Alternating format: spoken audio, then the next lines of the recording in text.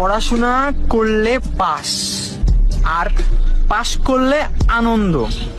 মনে আনন্দ আর ফুর্তি আসলে হয়ে যায় খেলাধুলা, আর খেলাধুলা করলে লাগে ব্যথা, আর ব্যথা লাগলে হয়ে যায় অসুস্থ, আর অসুস্থ হওয়ার মানেই হলো মৃত্যু। তার মানে লজিকটা কি দাঁড়ালো? পড়াশোনা করলে হয় মৃত্যু, সো পড়াশোনা করার দরকার নাই, পড়াশোনা করার কোনো। পড়াশোনা করলে পাস, আর পাস করলে আনন্দ।